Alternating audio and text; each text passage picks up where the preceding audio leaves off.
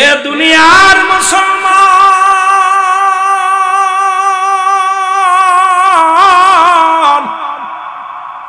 আমি তিনটা বিষয় বলে এরপরে যাব অন্যদিকে আলোচনায় চলে।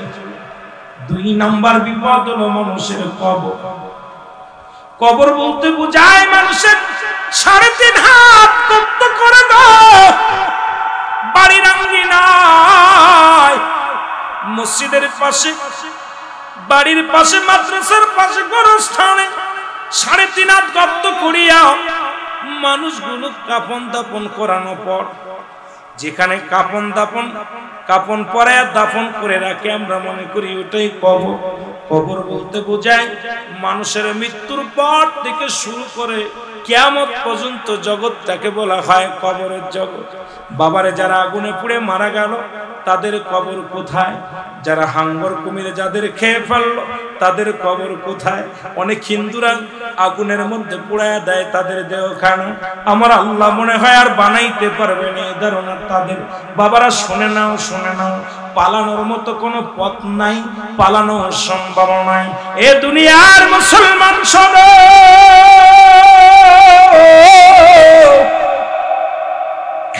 মৃত্যুর পর থেকে শুরু করে কিয়ামত পর্যন্ত জগৎটাকে বলা হয় কবরের জগৎ।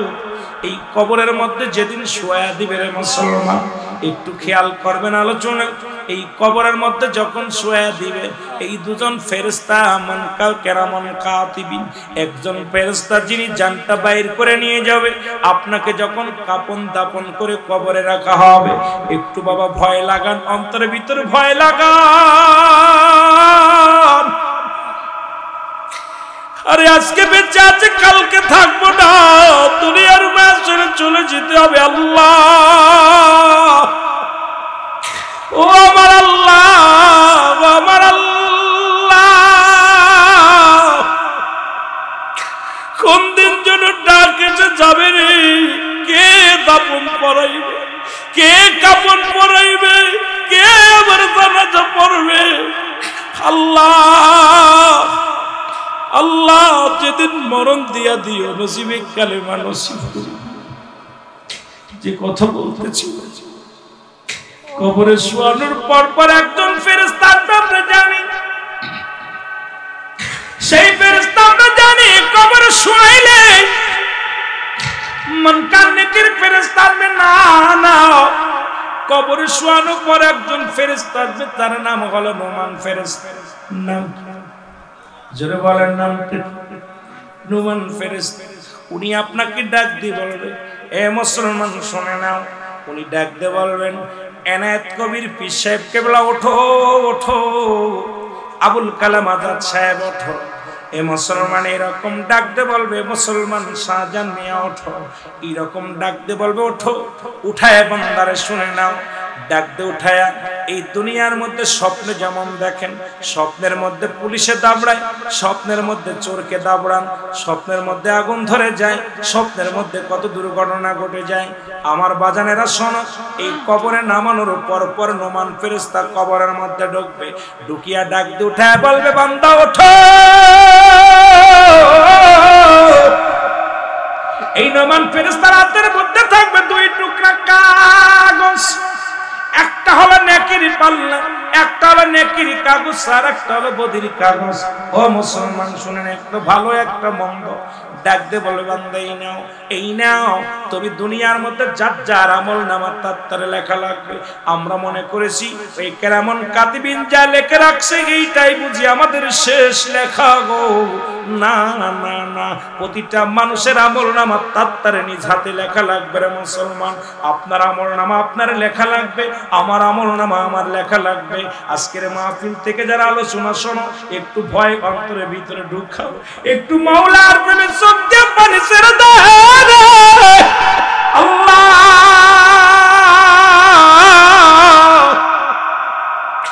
ও আমার আল্লাহ, ও আমার আল্লাহ।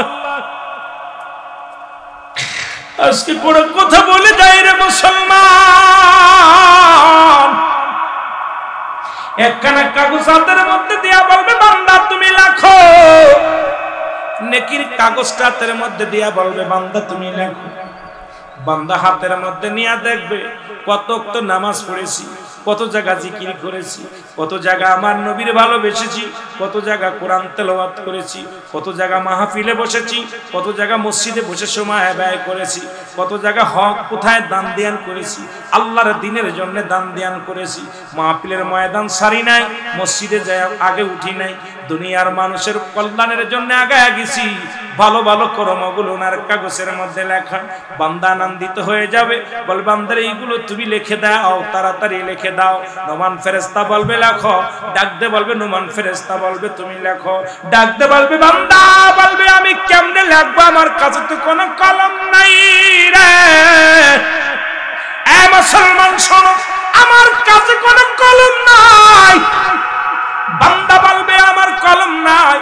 নোমান ফেরেশতা বলবে বান্দারে এই ডানাতের শাহাদত আঙ্গুল মোবারক তোমার কলম।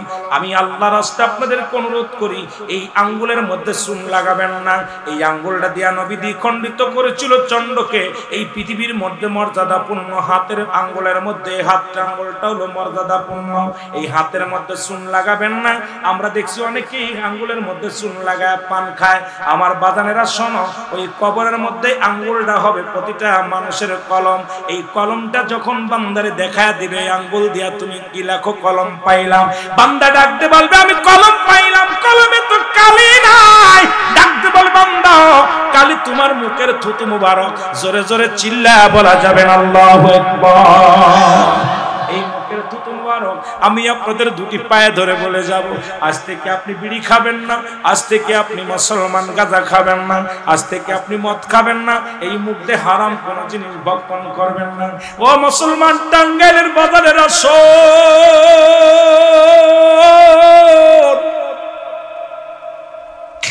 আরে আল্লাহ তাআলা মায়ের গর্ভে 10 মাস 10 দিন রাখছে রে।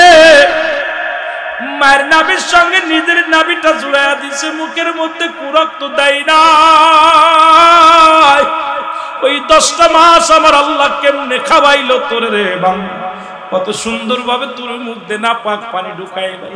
এই মুখ দিয়ে আল্লাহর জিকির করবি, এই মুখ দিয়ে কোরআন তেলাওয়াত করবি, এই মুখ দিয়ে মুসলমান শুনে নাও, এই মুখটা দিয়ে তুই দুনিয়ার মধ্যে হারাম জিনিস ভক্ষণ করবি না, হালাল জিনিস ভক্ষণ করবি। এই মুখ দিয়ে মাওলার জিকির করবি। আর সেই মুখের মধ্যে কেমনে তুই বিড়ি টান মেরা দিবি, সেই মুখের মধ্যে কেমনে তুই গাজাই টান মেরে দিলি, সেই মুখের মধ্যে কেমনে তুই ফেন্সিডিল লাগায়া দিবি। আমি আপনাদেরকে বলে যাই মুসলমান এই মুখের থুতু মুবারক হবে কালি। কলমের কালি যদি নষ্ট হয়ে যায় লেখা সম্ভব নয়। ওই হারাম কর বান্দা তুই কেমনে লিখবি রে? এ মুসলমান, ওই নিশাখোর বান্দা তুই কেমনে লিখবি? তোদের পায়ে ধরে বলে যায় আমি গুনাহগার। এই মুখের মধ্যে আর গাঁজা দিস না, এই মুখের মধ্যে আর বিড়ি দিস না, এই মুখের মধ্যে আর জর্দা দিস না। এক শ্রেণী আলেমরা আবার ওয়াজ করে, বিড়ির বিরুদ্ধে ওয়াজ করে, নিজেরা এই জর্দা খায়। এ দুনিয়ার মুসলমান,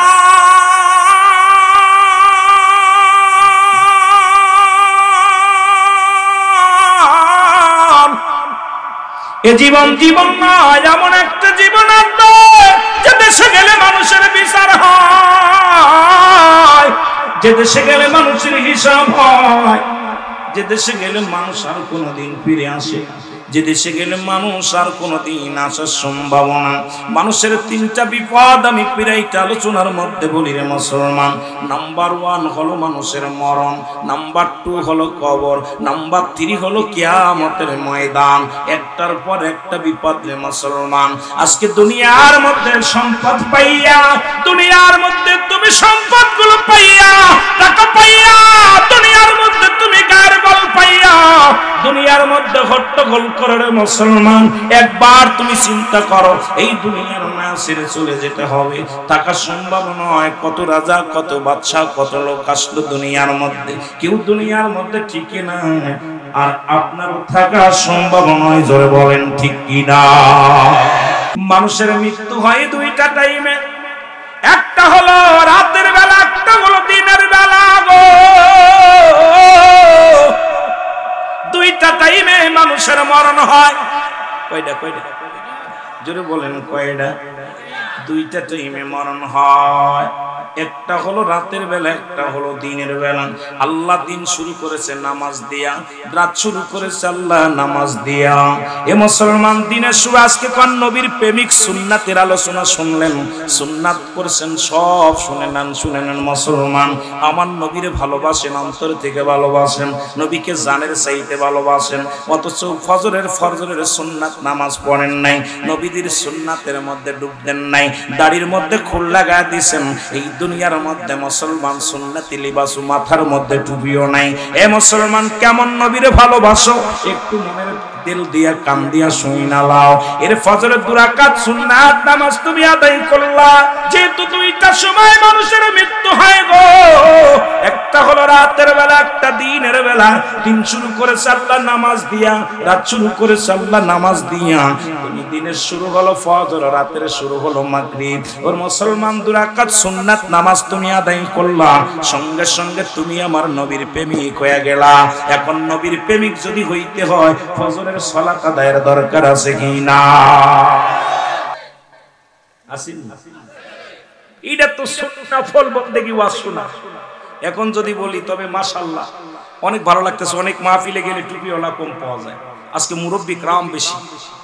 আমার ভালো লাগতেছে যে এর মাঝে একটা টাঙ্গাইলে শহরে এসেছিলাম, আর একটা এসেছিলাম ঘাটাইল না কি যেন, হ্যাঁ ওখানে একটা এসেছিলাম, কিন্তু জনগণ পেয়েছিলাম বেশি।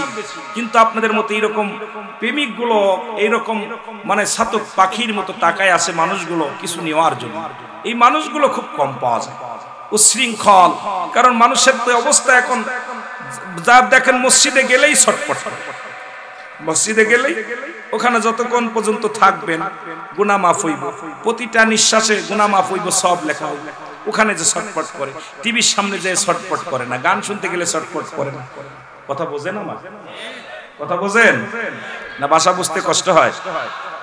আর টাঙ্গাইলের ভাষা হচ্ছে আলহামদুলিল্লাহ বলেন না, দুইটা ভাষা, একটা হলো জুমলায় খবরিয়া, একটা জুমলায় হিংসা। বক্তা মনের ভাব প্রকাশ করলে শ্রোতা সহজে বুঝতে পারে, এটাকে বলা হয় জুমলায় খবরিয়া। আরেকটা জুমলা হিংসা, বক্তা মনের ভাব প্রকাশ করলে শ্রোতা কিছু বুঝতে পারেন। আমিও মাঝে মাঝে অনেক জায়গায় ওয়াজ করতে গেলে দেখা যায় আনছি, একবার একটু গেলাম ঠাকুরগাতে, ঠাকুরগার ওয়াজে বিপদে পড়ছি, কিছু ওদের ভাষায় বুঝি না। কথা বুঝেননি? কি তা যে কইতেছে এটাই বুঝি না, বুঝেননি? আমি খালি তাকায় তাকায়, সভাপতি সাহেব আধা ঘন্টা কইতেছে কথা, আমি কই ভাইজান আপনি খালি সালামটা বুঝেছি, শুধু সালাম দিছেন আসসালামু আলাইকুম এটা বুঝেছি, এইটা বুঝেছি। আর আপনারা ভালো কি যেন, তোমরা ভালো আছো নি, তোমরা মানে আমরা না, আপনারা না, তোমরা ভালো আছো নি, এইটা বুঝলাম, বাকি যে কি কইলেন বুঝলাম। এরকম অনেক দেশের, এক দেশের গালি এক দেশের বলি, ঠিক কি না? আল্লাহ কবুল করুন, জোরে বলেন আমিন। ও মুসলমান দাঁড়াও দেখি, সাথে নিয়ে যাও কোরআন খানি বলো, যাও মুসলমান দাঁড়াও, সাথে নিয়ে যাও কোরআন খানি বলো, সাথে নিয়ে যাও কোরআন। গরু বিপাতে অন্ধকারে, গরু বিপাতে অন্ধকারে, কোরআনই হবে তোমার আলোর বাতি। ও মুসলমান দাঁড়াও দেখি, সাথে নিয়ে যাও কোরআন খানি বলো, সাথে নিয়ে যাও, আরো জোরে বলেন, সাথে নিয়ে যাও কোরআন খানি বলো। এ মুসলমান গভীর মনোযোগ, 2 রাকাত সুন্নাত নামাজ তুমি আদায় করলা, সঙ্গে সঙ্গে নবীর প্রেমিক হয়ে গেলা। এবার 2 রাকাত ফরজ নামাজ তুমি আদায় করলা, সঙ্গে সঙ্গে তুমি আমার আল্লাহর গোলাম হয়ে গেলা। এখন মুসলমান নবীর প্রেমিক আল্লাহর গোলামের কোনো ভয় থাকতে পারে না। কতক্ষণ পারে? দিনের মধ্যে যদি মৃত্যু হয়, তুমি হলে নবীর দলের লোক, আল্লাহর দলের লোক, তোমার টেনশন নাই, ভয় নাই, চিন্তা নাই। এখন ফজরের নামাজেই তুমি যাও নাই, তুমি কেমনে নবীর প্রেমিক বলে দাবি করো, আল্লাহর গোলাম বলে দাবি করো? জোরে বলেন ঠিক কিনা? রমজান মাসে কিছুটা যায়, এই শুরু হয়ে গেছে এখন মসজিদে ঝড় তুফান। কথা কন নাকি? আজকে মাগরিবের নামাজ পড়লাম এই আসতে পথে এক মসজিদে, ঈশার নামাজ পড়লাম আপনাদের মসজিদে।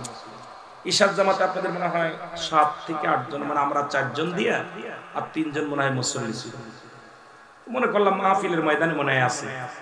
মাগরিব পড়লাম একটা বাজারের দিকে, দেখলাম একই অবস্থা, সব মানুষ বাজারে ঘোরাঘুরি চা খাইতেছে।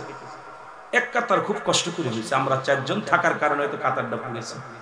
তাহলে বোঝা গেল রমজান মাসও চলে গেছে, মসজিদের অবস্থাও খুব খারাপ হয়ে গেছে। জোরে কোন ঠিক কিনা?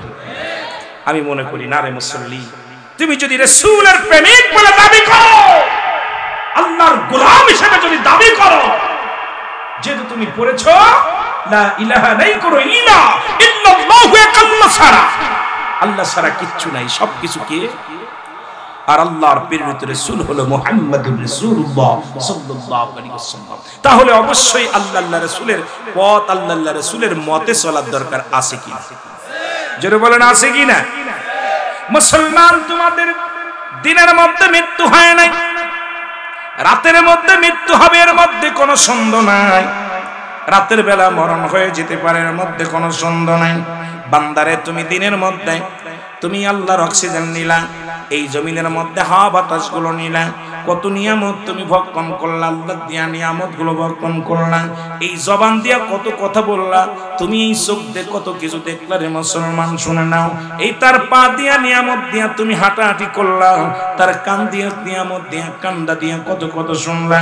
বান্দা শুইনা নাও, তোমার মরণ হতে পারে রাতের মধ্যে, এর মধ্যে কোনো সন্দেহ নাই। রাতের শুরু হলো মাগরিব, বান্দারে 3 রাকাত ফরজ নামাজ তুমি আদায় করলা, সঙ্গে সঙ্গে তুমি আমার আল্লাহর গোলাম হয়ে গেলা। এ মুসলমান, এখন 2 রাকাত সুন্নাত নামাজ তুমি আদায় করলা, সঙ্গে সঙ্গে তুমি হয়ে গেল আমার নবীর প্রেমিক। এখন যে ব্যক্তি নবীর প্রেমিক হয়, মুখে মুখে কয় নবীরে ভালোবাসি, দাড়ির মধ্যে লাগাইছে খুব, মুখে মুখে বলি নবীরে ভালোবাসি, সুন্নাতের কার খিলাফ, মুখে মুখে বলি নবীর দলের লোক, নবীর পক্ষের লোক, অথচ মুখে মুখে বলি অন্তর ভিতরে নবীর প্রেম নাই। তুমি কেমন মুসলমান? আবার আল্লাহর গোলাম বলে দাবি করো, আল্লাহর গোলাম বলে দাবি করো যে আমরা আল্লাহর গোলাম। আল্লাহর দিনের আল্লাহ যে হুকুম দিল সেই হুকুমগুলো তুমি অমান্য করলা। তুমি কেমন গোলাম, কেমন গোলাম বুঝি আসে না। আল্লাহ রাব্বুল আলামিন তোমাদের জন্য প্রস্তুতি করে রাখছে। আল্লাহ বলেন ওয়াইদাতুল কাফিরিন, ওই কাফের বেঈমান মুনাফিকদের জন্য আমি আল্লাহ প্রস্তুতি করে রাখছি। একটা নয়, 2টি নয়, 7-7টা জাহান্নাম। কিনা কিনা যাবেন একটু হাত দুখানে তুলে দেখা।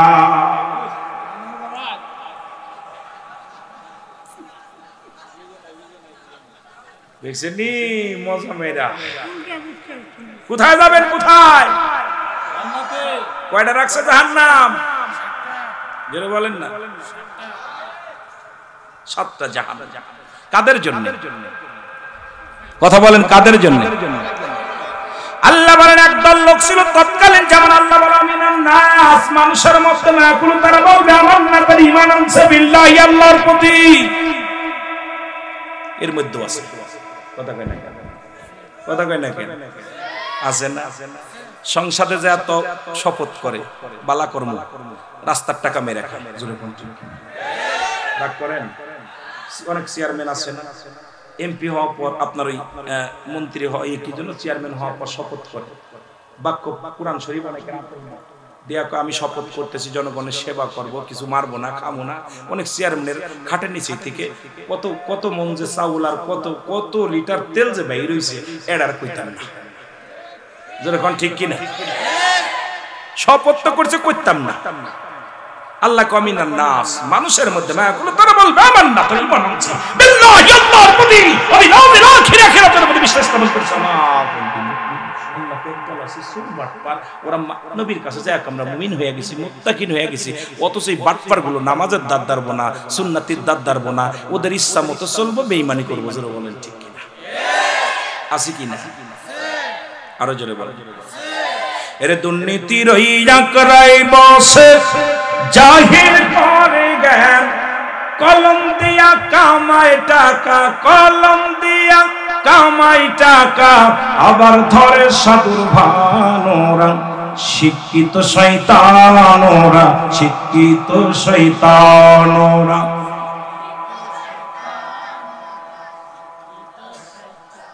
আমি আস্তে আস্তে কোরআন হাদিস ইজমা কিয়াস পৃষ্ঠা গুনা দলিল গুনা দিব, ভয় নাই, একটু ধৈর্য ধরতে হবে। আগেই বলছি কেবল অপায় মাত্র শুরু করেছি, আবুয়ার সাথে মিষ্টিতে ঘন্টা অনেক লাগে, ঠিকই না বাবারে? আমার সাথে আমি আজকে দেখলাম মসজিদের ওই, আপনারা বিশ্বাস না করেন আমি যেটা বলে যাচ্ছি, যদি না দেখে আসে আমার এখনই ধরবেন যে, দেখলাম অজুখানায় ঢুকতে বাম পাশে যে পিলারটা, ওর মধ্যে দেখলাম এস যোগ আর, আর যোগ এস, খালি যোগ দেখলাম। মসজিদের পিলারও যোগ, কথা কইতেন অজু করতে যায় তাকায় দেখলাম ঘটনাটা কি, এর মধ্যে শয়তান ঢুকছে, কথা বুঝেন, ওয়ালের মধ্যে। আরে এল অবস্থা, এর দুর্নীতির রায় বসে জাহির করে জ্ঞান, কলম দিয়া কামায় টাকা, কলম দিয়া কামায় টাকা, আবার ধরে সাধুর ভান ওরা শিক্ষিত। আরো জোরে বলেন ওরা শিক্ষিত শয়তান ওরা, আরো জোরে বলেন ওরা শিক্ষিত। ওরা হলো জাতির নাকি মহামারী মহাতম, ফাইলে কলম ঠাকাইয়া চালায় ওরা নির্যাতন। ওরা হলো জাতির নাকি মহামারী মহাতন, ফাইলে কলম ঠাকাইয়া চালায় ওরা নির্যাতন। ওরে ঘুষের টাকায় ওদের ভুড়ি, ঘুষের টাকায় ওদের ভুড়ি, করে যে টান টান ওরা শিক্ষিত। আপনারা আলেমুল আমাদের পেটের দিক তাকায় না, আপনারা তো পরের বাড়ি খাওয়াই খাওয়াই পেট বানাই লাইছেন। আজকে অনেক প্রকার খাওয়াইছে, আসা পর কয়েকটা পদে এরকম যে বাড়ি যায় সেই বাড়ি ভালো মন্দ খাওয়ায়, কথা বুঝেননি? এখন আবার কইতেন হুজুর যেহেতু ওদের তো ঘুষ খায়া বুড়ি হয়েছে, আপনাদের কেন হয়েছে, বিপদ আছি না, কথা বুঝতেননি? আবার স্কুল কলেজের দিকটা ভাই দেখো না চোখ মেলিয়া, মেয়েরা সব পয়সাড়িয়া আছে শুধু প্রেম লইয়া। এমনি কইতেছি না রে, খুব কষ্টে আছে। স্কুল কলেজের দিকটা ভাই দেখো না চোখ মেলিয়া, ছেলেরা সব পয়সাড়িয়া আছে শুধু প্রেম লইয়া। আরে অসরজি তার সঙ্গের সাথী, অসরজি তার সঙ্গের সাথী, হইতেছে মস্তান ওরা শিক্ষিত।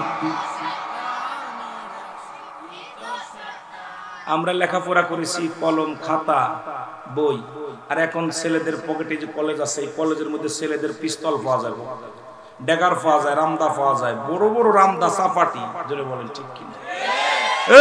এখন আর শিক্ষাঙ্গন নাই, হয়েছে প্রেমনগর। এখন আর শিক্ষাঙ্গন নাই, শরীফ থেকে শরীফা শুরু হয়েছে, জোরে কও ঠিক কিনা? এখন প্রেমনগরে দর্শক কষ্ট হয়, কষ্ট হয়।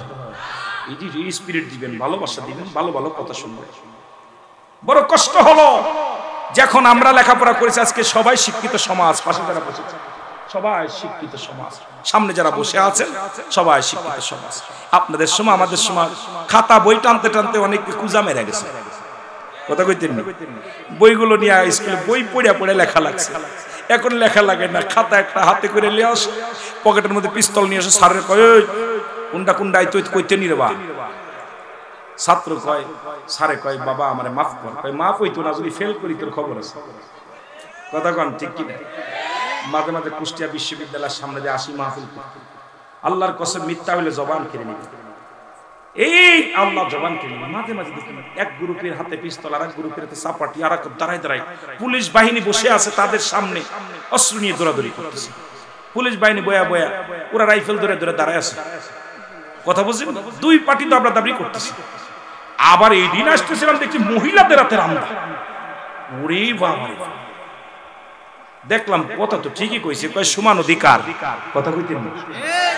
আরে মা রাখি জানিস, এ মারা শোন, কিছু মারা আইছে খালি মা জাতি, যে দোয়েল পাখির, বাংলাদেশের দোয়েল পাখি জাতীয় পাখি, দোয়েল পাখি যদি জানতো যে আমি বাংলাদেশের জাতীয় পাখি, জীবনে ময়লার পা করতো না, কথা কন, কথা কন, জীবন অধিকারের জন্য ফালাফালি করতো না, জোরে বলেন ঠিক না? জানে না, জানে না। এ মুসলমান গভীর মনোযোগ, এখন কথা যে কথা বলতেছিলাম, বেগানা মহিলার সঙ্গে দেখা করা কবিরা গুনাহ, বেগানা মহিলার সঙ্গে দেখা দেয়া কবিরা গুনাহ, কবিরা গুনাহ। এখন যদি আমরা অনেক তাফসীর কারক ধরা পড়ে যাব, অনেক কলেজের প্রিন্সিপাল, অনেক মাদ্রাসার মুহাদ্দিস, অনেক মাদ্রাসার মুসলমান শুনেন প্রিন্সিপাল স্যার, সবাই কিন্তু ধরা পড়ে যাব, কিন্তু বেগানা মহিলার সঙ্গে চাকরি করা লাগে। এখন এই কথাটা বললে তো রুহুল আমিনের বিরুদ্ধে অনেক উঠে পড়বে, বলো হুজুর আপনি শুরু করলেন কি? বাবা শুনলাম, কারণ বেগানা মহিলাদের চেহারা দেখা হারাম, যাদের সঙ্গে বিয়ে করা জায়েজ তাদের সঙ্গে দেখা করা হারাম, যাদের সঙ্গে বিয়ে করা হারাম তাদের সঙ্গে দেখা করা জায়েজ। আজকে আমার সমাজ নষ্ট হয়ে গেল, খালাতো ভাই, মামাতো ভাই, ফুফাতো ভাই, আজকে জাতি নষ্ট হয়ে গেল শুধু বেপরদার কারণে। জোরে জোরে চিল্লায় বলেন ঠিক কি না? অনেকের গায়ে লাগবে, অনেকের গায়ে লাগবে কথাগুলো বললে। আবার রাগ করবেন বাবা, আমি আগেই ক্ষমা চেয়ে নিয়েছি যে কথা বলতে গেলে অনেক কথা বলা লাগে। অনেক ইমাম সাহেবের গায়ে লাগবে যারা বাড়ি বাড়ি খেয়ে বেড়ায়। কি যে নির্যাতন! বাড়ি বেটা মানুষ থাকে না, হুজুরি দেয়, ধন্না ফের দাঁড়ায় থাকে, হুজুর খাবার দেয়, দেখা যায় বেগানা মহিলার হাত থেকেও খাবার নিতে পারে। অসংখ্য গ্রাম ঘাটে আছে, আছে না বলেন? আছে। সমস্ত জায়গায় এখন অসুখ হয়েছে, ওষুধ লাগাবো কোথায়? আমিন এখন কাজ হচ্ছে না, অ্যান্টিবায়োটিক, ডবল অ্যান্টিবায়োটিক, কোনো ওষুধই আর ধরছে না। নারে খাইতে খাইতে ওষুধ, এখন কোনো ওষুধই কাজ হচ্ছে না। কোনো বক্তা নিজেই হেদায়েত নাই। অনেক আলেম ওলামা আপনার বিবি বাচ্চা ছেলে মেয়ে পরিবার পরিজন পর্দার মধ্যে নাই, পর্দার বিধান নাই। আমি কয়েকদিন আগে একটা আলোচনা করেছিলাম যে আপনারা যখন বক্তাকে দাওয়াত দিবেন আল্লাহর হস্তে কিছু টাকা খরচ করে বাড়িতে যাবেন, কিছু টাকা খরচ করে বাড়িতে যাবেন, এলাকার মধ্যে একটা চক্কর দিবেন। ওই বক্তার বিবি, অনেক বক্তার বিবিরা ঢাকা শহরে আমরা যারা থাকি, অনেক বিবি মার্কেট করে, বিবি দিয়া মার্কেট করাইতেছে, বিবি দিয়া ব্যবসা আপনার কি বাজার ঘাট করাইতেছে, আর উনি ওয়াজ করে বেড়ায়, তাফসীর করে বেড়াইতেছে, ওয়াজ করে বেড়াইতেছে। এই ওয়াজগুলো যদি করি তাহলে হয়তো আমার প্রতি অনেকেই আমার শত্রু ভাববেন যে আমি মনে শত্রুতাই করতেছি। না বাবা, আমি শত্রুতাই করতেছি, কারণ শুধু বোঝানোর জন্য বলতেছি যে অনেক বক্তা এসা ওয়াজ করতেছি, মা বাবার খেদমতের ওয়াজ, দেখা যায় মা বাবা বাড়ি ফেলে রাখছি, আমি 3 তলা এসি বাসা নিয়ে রয়েছি। আছে না বাবা? আছে না? আছে না? আছে না? এই জন্য আগের যুগের ওলামা ইকরাম যখন হাত উঠাইতো আল্লাহর কাছে, আল্লাহ সঙ্গে সঙ্গে কবুল হতো, আল্লাহ তাআলা দয়া করতেন। এখন এত দোয়া করতেছি কবুল হচ্ছে, কথা বুঝেন নাই? এত দোয়া করতে প্রতিনিয়ত দোয়া হচ্ছে, কবুল হচ্ছে না। কারণ কি? আমাদের ভিতরে ওই সুদ, ঘুষ, জিনা, ব্যভিচার, অন্যায়, জুলুম সব ঢুকে গেছে। বেপরদা যত খাসলাত, এই সবগুলো আমাদের ভিতরে ঢুকে গেছে। যেন বলেন আমার ভাইয়েরা, আমার বন্ধুরা, আমার শুধু বেগানা মহিলা নয়, বেগানা পুরুষের চেহারা দেখা হারাম।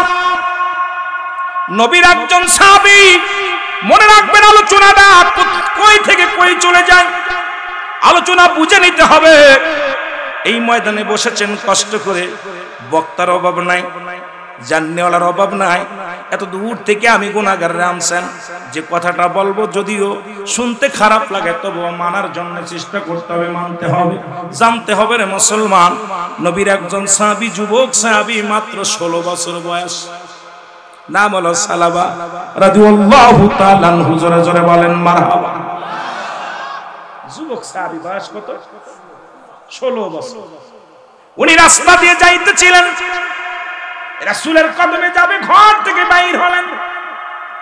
ওয়াজ শুনেন, রাসূলের কদমের মধ্যে যাবে, যখন ঘর থেকে বাইর হলেন, বাইরের সঙ্গে সঙ্গে কয়েকটা বাড়ি অতিক্রম করার পর হঠাৎ একটা বাড়ির দিকে নজর গেলেন। নজর পরপর দেখে একটা মহিলা গোসল করতেছে, গায়ের মধ্যে কাপড় নাই। এক নজর দেখিয়ে মাথাটা নত করে ফেললেন। ওয়াজ শোনেন, নবীর সাহাবীদের কথা শোনেন, কোরআনের কথা শোনেন, হাদিসের কথাগুলো শোনেন। আপনার জিন্দেগি কামিয়াব হবে, জিন্দেগিটা বড় শান্তিময় হবে আমাদের আলোচনাগুলো যদি মানতে পারি। জানার নাম ঈমান নয়, মানার নামই হলো ঈমান। জোরে বলেন ঠিক কি? আল্লাহ নবীর সাহাবীকে করলেন, মাথাটা নত করে বললেন, আল্লাহ আল্লাহ, আমি তো জালিমদের অন্তর্ভুক্ত হয়ে গেলাম।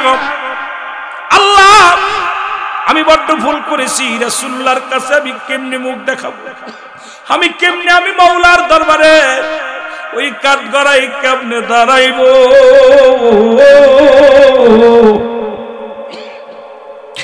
আমি সালাবা আমার রাসূলের কদমে আমি কি মুখ নিয়ে যাব?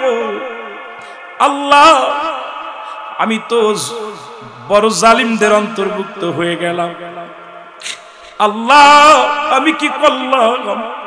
এই কথাটা যদি রাসূল জানতে পারে যে আমি বেগানা মহিলার দিকে তাকাইছি, আমার নবী যখন বলবে, আর নবীর কাছে যদি জিবরিল আমিন যায় বলে দেয়, নবী যদি কোন সূত্রে মারেফাত সূত্রে যদি জানতে পারে, তাহলে আমি রাসূলুল্লাহর সামনে কেমন মুখ দেখাবো?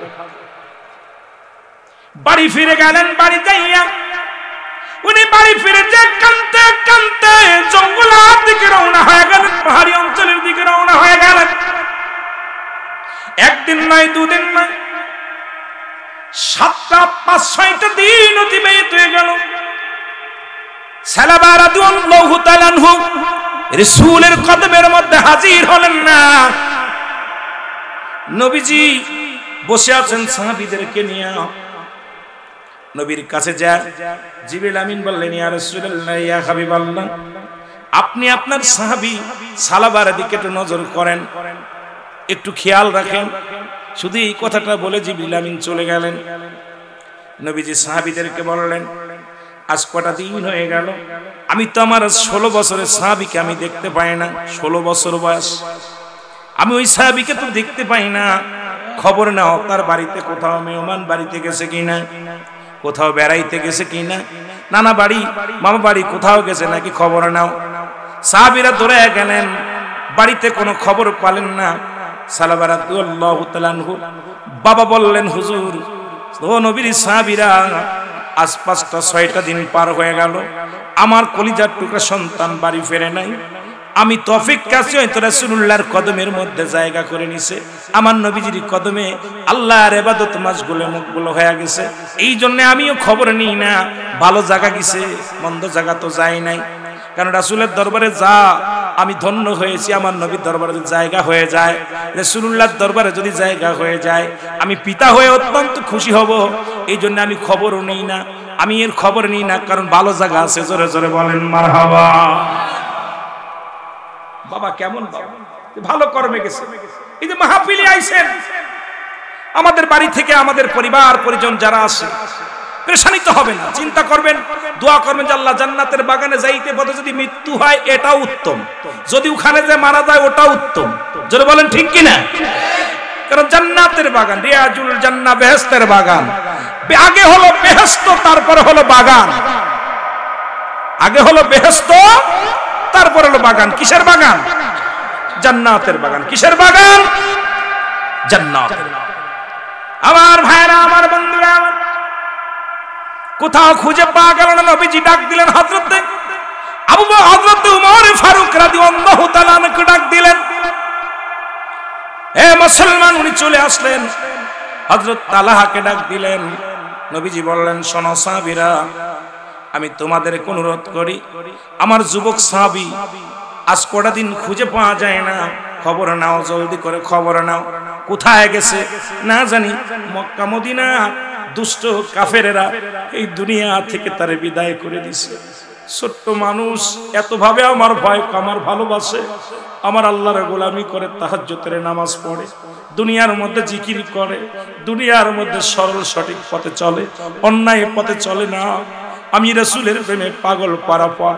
খোঁজ নাও, না জানি কোন দুষ্ট মানুষ আমার সাহাবীকে হত্যা করে ফেলেছে, না হয় কোথায় সরিয়ে দিছে, খবর নাও। সাহাবীরা ছুটতে লাগলেন। হযরত উমর ফারুক রাদিয়াল্লাহু তাআলা আনহু উনি রওনা হয়ে গেলেন, ছোটাছুটি করতে লাগলেন, কোথাও পায় না। যার কাছে খবর নাই সেই বলে আমরা বলতে পারি না, দেখি নাই। হযরত উমর বলে, আমার ভাইরা, তোমরা কি অমুক সাহাবীকে দেখছো? তোমরা কি দেখেছো অমুক সাহাবীকে দেখেছো? অমুককে দেখেছো? বলে আমরা বলতে পারি না। তবে দেখতে যাইতে অনেক দূর চলে গেলেন। যা যখন খবর নিলেন পাহাড়ি অঞ্চলের মধ্যে, পাহাড়ি লোকেরা বললেন, ভাই শোনো, তবে আমরা ওই নামে কোনো ব্যক্তিকে চিনি না, তবে লম্বা আকৃতি একটা মানুষ, চেহারা তার অত্যন্ত সুন্দর, এই ওজন ছোট্ট ছোট্ট গুটি গুটি কয়েকটা চুল জ্বালিয়েছে, দাড়ি মুবারক, ছোট্ট মানুষগুলো পশম জ্বালাইছে কেবল। শুনে নেন বাবারা, গভীর মনোযোগ। দেখতে শুনতে অনেক বালা, কিন্তু এই লোকটা পাহাড় থেকে নেমে আসে, সকালবেলা পাহাড় থেকে নেমে আসে, সারাদিন কান্দন অবস্থায় থাকে। কান্দন অবস্থায় এই শিশুটারে আমরা দেখেছি, তারে চিনতে পারি নাই। আবার যখন সন্ধ্যা নেমে আসে, আবার পাহাড়ের উপরে চলে যায়। আবার সন্ধ্যা যখন, রাত যখন শেষ হয়ে যায়, প্রতিনিয়ত এই পাহাড়ি অঞ্চলে পাহাড়ের নিচেই বসে বসে কান্দে, চোখের পানি ছেড়ে ছেড়ে কান্দে, জোরে জোরে চিল্লায় বলুন। যেমনি ভাবে আদম আলাইহিস সালাম কেঁদেছিল আমরা শুনেছি। আল্লাহ বলেন আদম নবী কি বলে কেঁদেছিল? আদম বলে রব্বানা, আমার সাথে বলেন, রব্বানা জালামনা আনফুসানা ওয়া ইল্লাম তাগফির লানা ওয়া তারহামনা লানাকুনান্না মিনাল।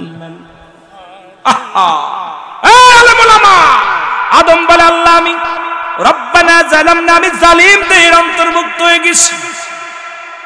আদম নবীরা যদি কোনো ব্যক্তি জালিম বলে তার ঈমান চলে যাবে, কিন্তু আদম নবী নিজেই বলে আল্লাহ আমি জালিমদের অন্তর্ভুক্ত হয়ে গেছি, আমারে তুমি মাফ করো। 340 বছর, 350 বছর কেঁদে কেঁদে মাপ পাইলেন। এই দুনিয়ার মধ্যে চোখের পানি ফেলো রে মুসলমান, একটু চোখের পানি বেশি বেশি বলে চোখের পানি ফেলো। এ মুসলমান সাহাবা রাদিয়াল্লাহু তাআলা, তারা আমরা চিনি না, নাম শুনেনি, তবে কান্দনালা যুবক আর 40টা দিন পার হয়ে গেছে। কয়দিন জোরে বলেন? 40টা দিন পার হয়ে গেছে। এই কান্দনালা যুবক শুধু কাঁদে কাঁদে। আমরা ওর কান্না দেখে আগায় গেলাম। আগায় যে দেখি যে গায়ে বল নাই, উঠতে পারে না, পাহাড়ের উপর উঠবে, গড়িয়ে গড়িয়ে পড়ে যায়। আবার অত কষ্ট করে পাহাড়ের উপর উঠে কিলাম তো আমরা বকরি দোয়ান করে কিছু দুধ দিলাম। এই দুধের বাটিটা দুধ নিয়ে তারে যখন খাইতে দিলাম, এই বাটিটা যখন ধরলেন, ওই বাটির ভিতরে চোখের পানিগুলো দর দর করে পড়তে লাগলো। এমন কান্না, এমন কান্না দেখে আমরা আশ্চর্য হয়ে গেছি। এই মানুষটারে জিগায় তুমি এত কান্দো কেন? বললো আমার আল্লাহ যদি ধরে আমি আল্লাহর দরবারে কি জবাব দিব, আমি রাসূলের দরবারে কি জবাব দিব? কারণ আল্লাহর আদালতে যখন আমারে দাঁড় করে দিবে, কাঠগড়ায় দাঁড়া করবে, আমি জবাব দিতে পারবো না। আমি আল্লাহর আদালতে জবাব দিতে পারবো না। আমি যুবককে আবার আল্লাহ ছাড়বে না। আমি অপরাধী, আমি জালিম হয়ে গেছি, জুলুমকারীদের অন্তর্ভুক্ত হয়ে গেছি। আমার আল্লাহ যদি মাফ না করে, আমি যুবক কার কাছে যে ক্ষমা চাই?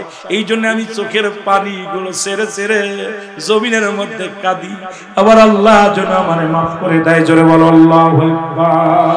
আমার দয়াল নবী বিগনে আপন বলতে কেহ নাই জগতে, বলে না পন বলতে কেহ নাই জগতে। একটু আমার সাথে পড়ে না, আমার দয়াল নবী বিগনে আপন বলতে,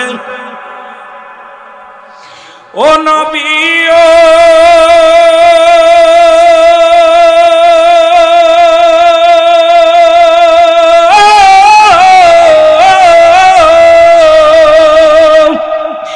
টাঙ্গাইল জেলা সখীপুরের আশিক দিওয়ানা,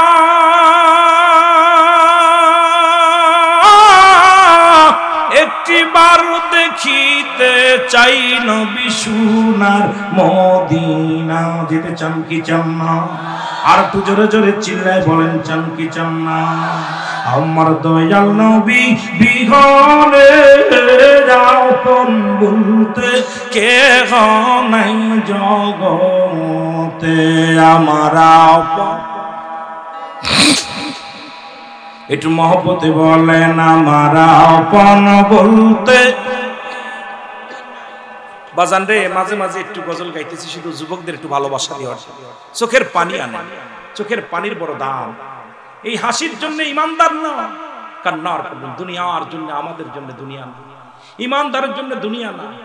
বাল হুয়া কালাম, এই দুনিয়াটা হলো পচা দুর্গন্ধ মরি। মানুষের চরিত্র হলো কুকুরের চরিত্র। কুকুর যেমন দুনিয়ার মধ্যে সম্পদ পাইলে মরি পাইলে খুশি হয়, খুব খুশি হয়, তদ্রুপ বেঈমান মুনাফিকরা জাহান্নামীরা এই পৃথিবীর মধ্যে সম্পদ পাইলে, টাকা পাইলে, ধন সম্পদ পাইলে বেশি খুশি হয়, আর ঈমানদার ইবাদত করলে বেশি খুশি হয়। যারা বলেন ঠিক কিনা?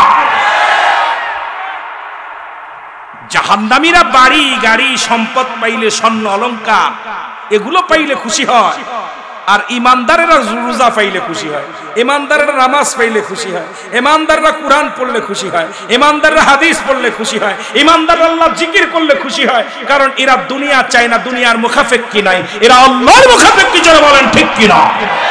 আরো যারা বলেন ঠিক কিনা? নবীজি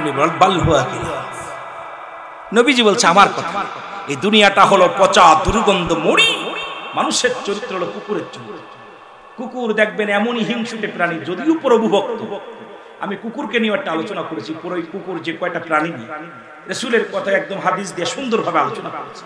তামার বাবারা, এই কুকুর দেখবেন যদি আপনাদের এলাকায় একটা গরু মরা পায়, এখন তো আর কুকুরের ভাগ্যে নাই, মানুষই তার চাইতে কথা বলতে নেই।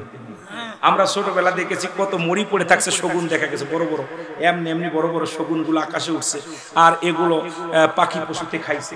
এখন মরা গুলোর জবাই করে মানুষের গোশত। কয়েকদিন দেখলাম আপনাদের আপনাদের যে কোথায় যেন গাইবান্ধার জমিনে নরখাদক, উনি মানুষ কবর থেকে মানুষ উঠায় নিয়ে এইটা দিয়ে আপনার হালিম বানাচ্ছে, মানুষের গোশত দিয়ে।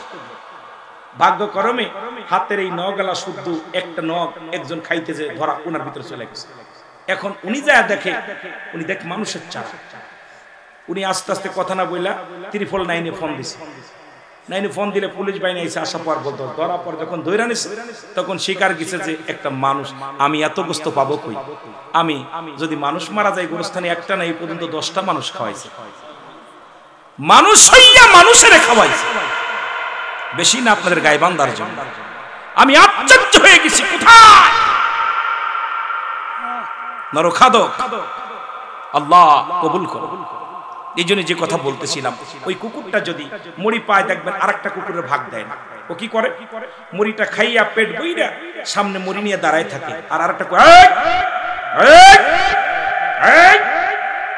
কন্দুর অত বড় একটা মরিকর পেটে ধরবে? কথা বলেন না।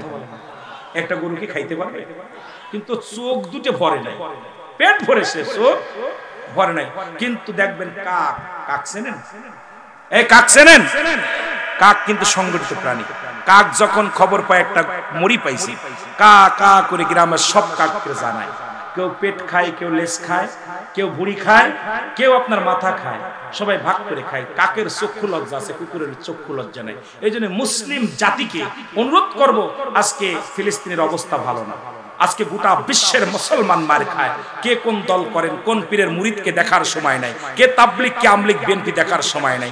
সবাইকে ঐক্যবদ্ধ হয়ে কাকের মতো সংগঠিত হয়ে মুসলিম মিল্লাত যদি এক হতে পারি, বাতিলেরা এদেশ থেকে চিরতরে পালায়া যাবে। জোরে বলেন ঠিক কিনা? আর একটু জোরে বলেন ঠিক কিনা?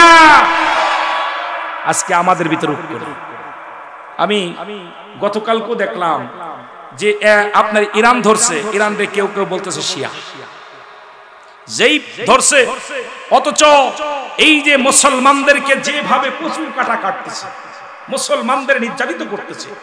আজ ইতিহাস খোলেন, আদম নবী থেকে শুরু করে আজ পর্যন্ত যত হত্যাকাণ্ড হয়েছে, ওই নামধারী মুসলমান পিছে আছে। যারা বলেন ঠিক কিনা? যত মুসলমান শেষ হয়েছে, ইহুদি খ্রিস্টানরা আমাদের বড় শত্রু না, বড় শত্রু আমাদের মুসলমান জাতি, নামধারী মুসলমান। যারা বলেন ঠিক কিনা? এক ভাইকে পিটায়, আরেক ভাই আনন্দ করে। এক ভাইকে ফাঁসির মঞ্চে দিলে আরেক ভাই দেখি নৃত্য করে। আমি দেখেছি দুই চোখ দিয়া যে আমার দেশে কিছু ফাঁসির আসামি ফাঁসি হওয়া পরও কিছু মুসলমান মিষ্টি বিতরণ করেছে, মিষ্টি বিতরণ করেছে। হয়তো আমাকে অনেক কষ্ট করে হয়তো বলবেন, রুহুল আমিন ভাই এই কথাগুলো আপনি বলেন না, আমি রাজনীতি করতে আসি না, শুধু এই কথাটাই বলি, আপনি মুসলমান হয়ে আরেক ভাইয়ের দুঃখের সংবাদ শোনা পর আনন্দ করেন, আপনি কি মুসলমান না বেঈমান? আপনি কি ইমানদার না মুসলমান? কথা কয় না? অসংখ্য, আপনাকে তো বলা লাগবে না, সবই জানেন, মিডিয়ার জামানা। এখন মিডিয়া সবাই কম বেশি খবর আমরা একটু জানি। তো অবস্থা মুসলমানের দুঃখে, অথচ আমরা ছোট্টবেলা একটা কবিতা পড়েছি, সবার সুখে হাসবো আমি, কাঁদবো সবার দুঃখে, নিজের খাবার বিলিয়ে দিব অনাহারের মুখে। পড়ছি না আমরা, একটা কবিতা পড়ছি না বাবা? আপনার কোন ক্লাসের জন্য একটা কবিতাটা? কাজী নজরুল ইসলাম না কার লেখা? কার লেখার জন্য কবিতাটা? আমার ছোট্টবেলা পড়েছি তো, আমরা ছোটবেলা পড়েছি, আল্লাহ তুমি রিজিক দাতা, নাম তাই রজা, সব প্রাণীকে দাও গরুজি, দাও তাই খরা, তোমার তরিপ তোমার গানে জেগে ওঠে বরবিয়ানে, বিলে ছিলে মাঠে রুজি, পাই যে পাখির ঝাঁক, মৌমাছিরা গুনগুনিয়ে যাই যে কাজে গান শুনিয়ে, পিঁপড়ারা পায় খুঁজে আহার কঠিন শ্রমে ময়দানে। আর এখন আছে হাট্টি মাটিম টিম, তারা মাঠে পারে ডিম, তাদের খাড়া দুটো শিম। কথা কয় না কেন? আহা, আমরা ছোট্টবেলা পড়েছি, ডান দিকে তেরে খাটে নে, বাম দিকে তে যা, নিচে একটা নুকটা দিলি হয়ে গেল বা, ডান দিকে তেরে খাটে নে, বাম দিকে তে যা, উপরে দুই নুকটা দিলি হয়ে গেল তা। কত মজা মজা কি পাচ্ছি এগুলো। বয়স আমার কম হয়নি বাবা, হুজুরের কাছে বসে আছি, হুজুরের দাড়িগুলো সাদা হয়েছে, আমারটা কালো আছে, তবে একেবারে কম হয়নি, 43 বছর বয়স। কত বলেন? মাত্র বললেন। আমার দাদু ভাই যা খাইছে আমি তা খাইতে পারিনি, যা দেখছে আমি তা দেখতে পারি। সুতরাং সে যতদিন হায়াত পেয়েছে ইনশাল্লাহ আমরা ততদিন পাবো না মনে হয়। জোরে কোন ঠিক কিনা? আই কমছে না বাড়ছে? জোরে বলেন, বাড়ছে না কমছে? গড়ে মানুষের 70 বছর বয়স ছিল, এখন তো 60 বছর, 60-70 বছরের জিন্দেগি। তাহলে আমাদের জিন্দেগি একেবারে সীমিত, ঠিক কিনা? ঠিক কিনা? আমার ভাইরা, আমার বন্ধুরা, মনে আসেনি? জোরে বলেন আল্লাহু আকবার। হুজুর কিন্তু মুখস্থ রাখছে, বলার সঙ্গে সঙ্গে আমার ধরাই দিছে। হযরত সালামা রাদিয়াল্লাহু তাআলা আনহু, উনাকে আমরা চিনি না, তবে কামদুন অবস্থায় দেখেছি। ওই বাটির কত বললাম, দুধের বাটির মধ্যে পানিগুলো পড়েছে, উনি ওঠে না। উনি জিগাইলেন, ভাই, হে ভাই উমর রাদিয়াল্লাহু তাআলা আনহু, একবার বলেন আমার বিপক্ষে আমার রাসূল কিছু কথা বলছে কিনা, আমার রাসূল আমার বিষয় কিছু বলছে কিনা। আমি ভয় পাচ্ছি আমার রাসূলুল্লাহর কাছে যেতে। বলেন, সাহাবারে তুমি পেরেশানিত হও না, রাসূল কোনো কথা বলে নাই, চলো আমার সাথে চলো। হযরত উমর ফারুক রাদিয়াল্লাহু তাআলা আনহু ওনাকে তুলে নিয়ে, জোর করে তুলে নিয়ে গেলেন, আমার নবীর কাছে নিয়ে গেলেন।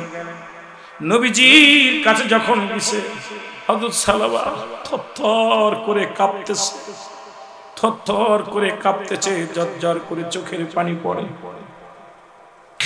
ঝরঝর করে চোখের পানি পড়ে। আমার নবী ডাকতে বলে, সালামা রে,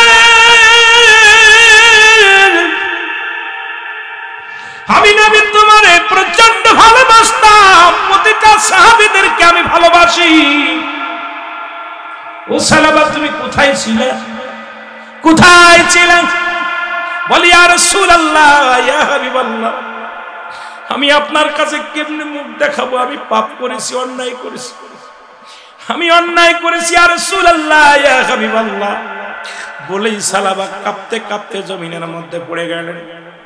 নবীজি বললেন, সাহাবীরা আবার সালাবাকে ধরো। সাহাবীরা ধরলেন।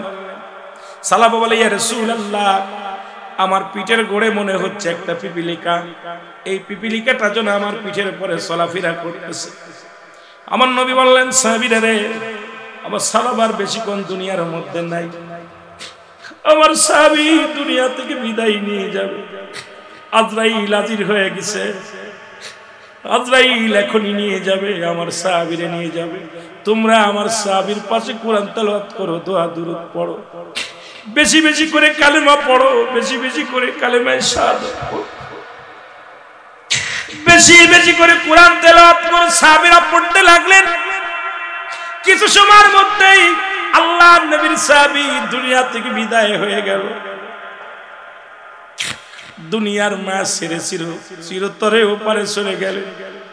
আমার নবী বলেন, সাহাবীরা গোসল করাও, আমি নবী জানাজা পড়াইব।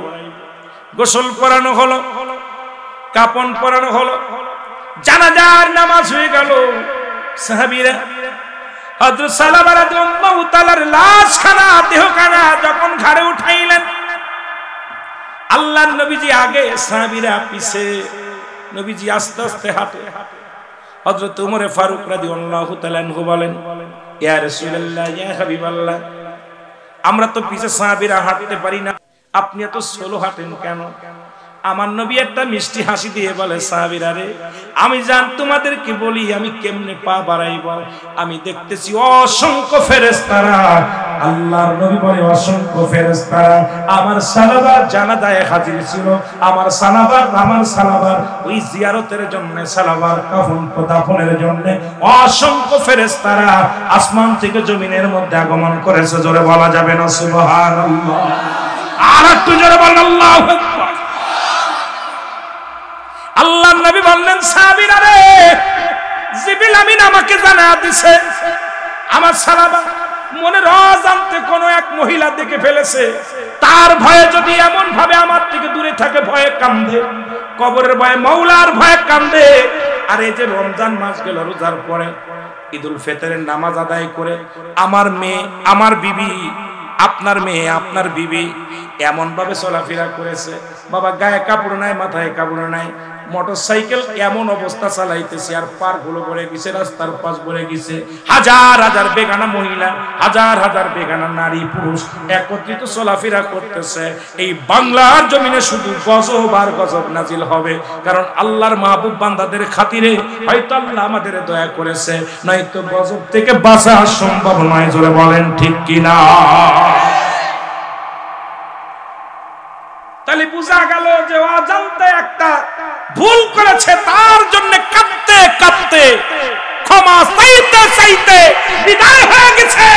আর আমরা পরের বউনিয়া রিসোর্টে উঠতেছি, পরের বউনিয়া ভেঙে চলে যাচ্ছি, পরের বউনিয়া আমরা ইসলামের মত বিধান যদি মানি, আমার দ্বারা এগুলো সম্ভব নয়। আজকে দেশের মধ্যে পর্দা নাই, পর্দার ওয়াজ করলেই মৌলানা জেলখানায়। যারা বলেন ঠিক কি না? পর্দার ওয়াজ করো, শরিয়াতের ওয়াজ করা যাবে না, করলেই বিপদ। কিন্তু দাদু ভাই, এরকম আমি আপনি চিরদিন থাকবো না, চলে যেতে হবে। জোরে বলেন ঠিক কিনা? রে আজ না হয় কাল তুমি যাইবা কবরে, মরার পরে দেখবে চেয়ে গো তোমার সবই রইল পড়ে। মরার পরে, আরো জোরে বলেন, মরার পরে দেখবে চেয়ে গো তোমার সবই রইল। এর দাদাই গেছে, বাবাই গেছে, কেউ আসলো না ফিরে, তোমার তো যাইতে হবে রে বাইরে অন্ধকার কবরে, তোমার তো যাইতে হবে রে। বলেন অন্ধকার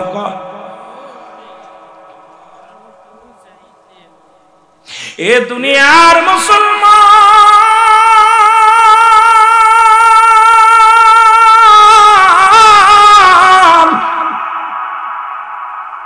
দিলের কান্ডা লাগা শোনো গো,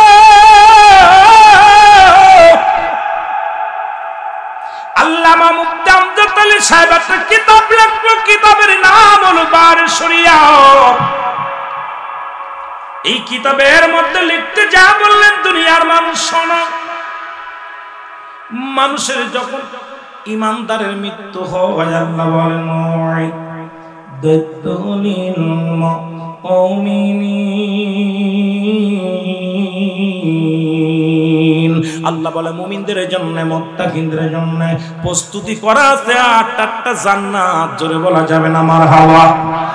জোরে বলেন কয়টা? একটু আগে হাত উঠাইছিলেন বলে আবার একটু আমি মুমিনদের দিকে গেলাম। কাফেরদের জন্য প্রস্তুতি আছে 7টা জান্নাত, ইমানদারদের জন্য, মুমিনদের জন্য প্রস্তুতি আছে 8টা জান্নাত। কে কে যাবেন এবার একটু হাত তোলা? আমিন বলেন। আমিন। একবার ডস খাইছি, যদি দেখলাম ইমানদারদেরকে লস করাই লাভ নাই, একবার উঠা হেলাইছি ভুল করে। কথা কইতেন নি? এবার আর ভুল করতে রাজি নাই। এই কারেন্ট গেল কই? একটু জিকির করেন সুবহানাল্লাহ, আলহামদুলিল্লাহ।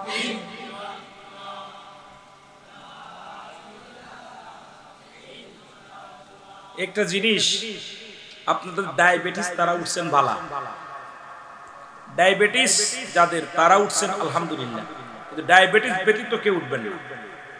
অল্প সময়ের মধ্যে দোয়া হবে, শেষ ভালো যার সব ভালো তার, ঠিক কিনা? শেষ ভালো যার সব ভালো তার। যেই একটু কারেন্ট চলে গেছে, কিছু ফাঁকিবাজ মানুষ বাইকা গেছে, যারা কোন ঠিক কিনা, কি করছে? বাইকা গেছে। একটু মহব্বতে বললেন সুবহানাল্লাহ, লা ইলাহা, আর জোরে লা ইলাহা, লা ইলাহা মুহাম্মাদুর। এ দুনিয়ার মুসলমান গভীর মনোযোগ। বলতেছিলাম আল্লামা মুফতি আমজাদ আলী সাহেব একটা কিতাব লেখেন, কিতাবের নাম বারশরিয়া। এই কিতাবের মধ্যে উনি লিখতে যা বললেন, দুনিয়ার মানুষ শোনো, দুনিয়ার মানুষ শোনো, যখন কোন মানুষের সাধারণ মৃত্যু হয়, সবচাইতে সহজ মৃত্যু যেটা হয়, মুমিনের মৃত্যু হয় অত্যন্ত আসানে, ইমানদারের মৃত্যুটা হয় অনেক আসানে। ইমানদারের মৃত্যুটা হয় আটা গোলায়া খামির বানাইয়া এর ভিতরে যদি একটা চুল পড়ে, এই চুলটা যখন টান দিয়া ভিতর থেকে বাইর করলে যেমন আটার মধ্যে বাইর হলে টের পাওয়া যায় না, ইমানদারের মৃত্যুটা কিন্তু এইরকম হয়। কিন্তু আল্লামা মুফতি আমজাদ আলী সাহেব বললেন, দুনিয়ার মানুষ শোনো,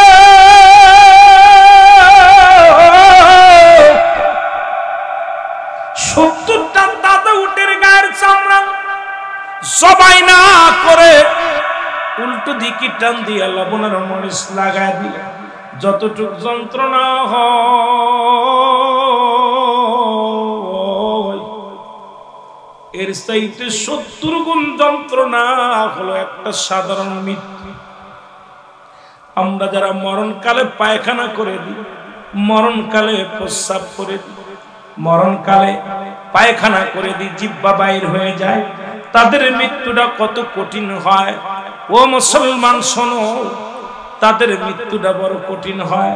কত মানুষের দাফন করাইলা, কত মানুষের দাফন করাইলা, কাফন পরাইলা, কত মানুষের কবরে শুয়া দিলা,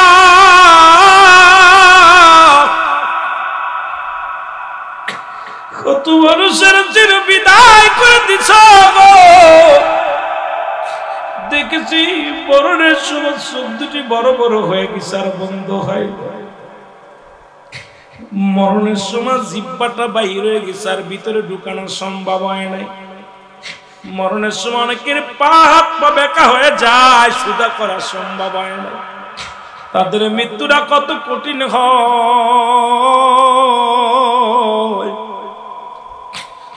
বাবারে মরণের চিন্তা কেন আমাদের অন্তরে নাই? এই দুনিয়ার মধ্যে যা কিছু তুমি করলা, এ মুসলমান গভীর মনোযোগ, আজকে তুমি কার জন্য সুদ খাও, কার জন্য ঘুষ খাও, কার জন্য জিনা করো, কার জন্য ব্যভিচার করো, কার জন্য তুমি অন্যায় করো রে বোন, কেউ তোমার নয়। এই দুনিয়া ছেড়ে চলে যেতে হবে। আল্লাহ বলে কুল্লুমান আলাইহা ফান। আল্লাহ ডাকতে বলে বান্দারে, এই পৃথিবীর মধ্যে যা কিছু আছে আমি আল্লাহর জন্য বিচ্ছিন্ন করে দিব। এই জমিনের মধ্যে কত মানুষের জমি জমা ফাঁকি দাও, কত মানুষের মুসলমান কত কষ্ট দাও, কত মানুষের সম্পদ হরণ করো। এই জমিনের মধ্যে 3 ভাগ হলো পানি, 1 ভাগ মাটি। আল্লাহ কয় বান্দারে, এই জমিনটা আমি রাখবো না, জমিনটা পুরায়া তামা বানায়া দিব।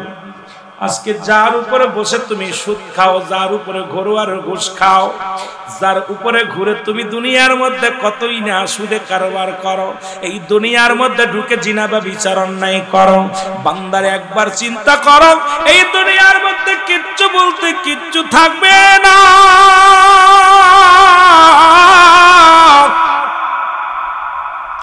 আবার আল্লাহ কই বান্দার জমিনটা আমি পুরা তামা বানায়া দেব, এই জমিনের পানিগুলো পুরা আমি ছাই বানায়া দিব।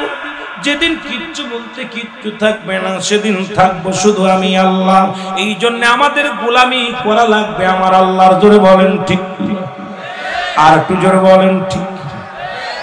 এই জমিনটার মধ্যে কতই না বাহাদুরি করো, এই জমিনটার মধ্যে কতই না ঠকবাজি করো, এই জমিনটার মধ্যে কতই না তুমি হট্টগোল করো, জমিনটার মধ্যেই কতই না মস্তানি করো। এই জমিনের মধ্যে থাকা সম্ভব নয়, এই জমিনটার মধ্যে চিরদিন থাকবা না, সব শেষ করে দিবে আমার আল্লাহ।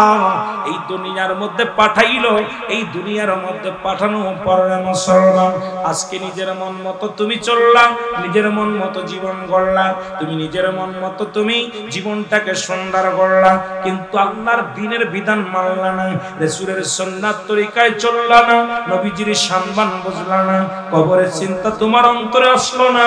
তুমি কেমন মুসলমান, তুমি কেমন মুসলমান? ও দাদু ভাইরা শুনেন, কারণে জীবন জীবন নয়, এমন একটা জীবন আসবে যে দেশে গেলে মানুষের বিচার হয়, যে দেশে গেলে মানুষের হিসাব হয়, সেই দেশের যাত্রী আমরা। এই জন্য আমি বলতেছিলাম নাম্বার 1 হলো মানুষের মরণ, নাম্বার 2 হলো কবর। জোরে জোরে চিল্লায় বল আল্লাহু আকবার।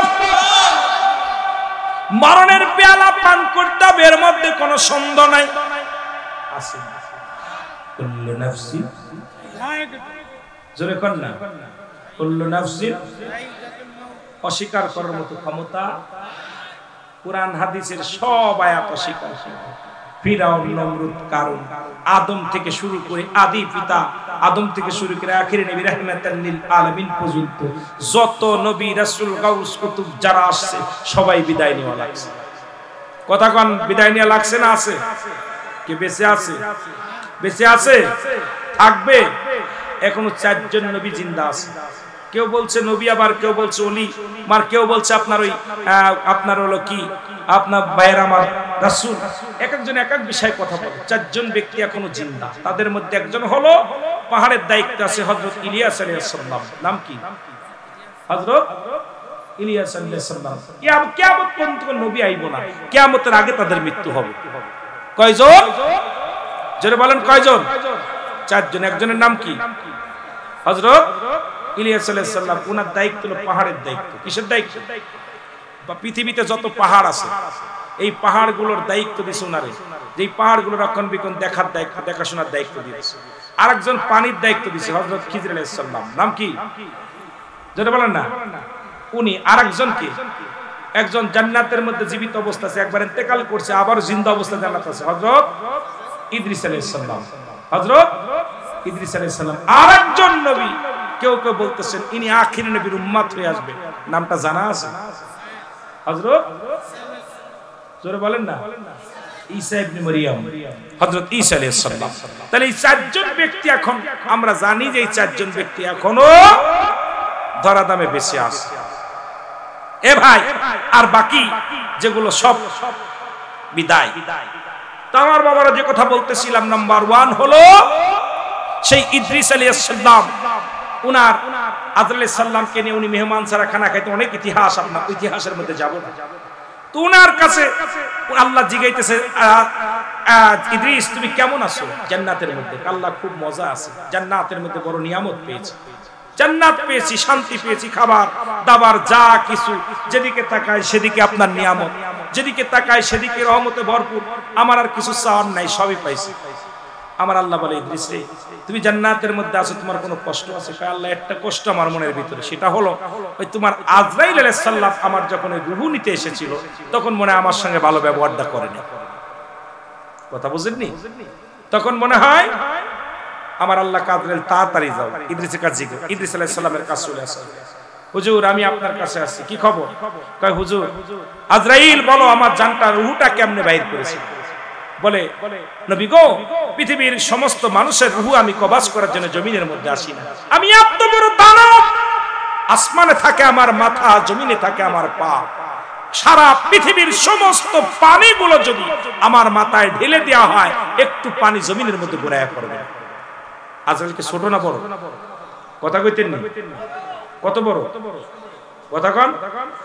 উইরে বাবা, আসমানে থাকবে মাথা, জমিনে থাকবে পা। পা মুবারক।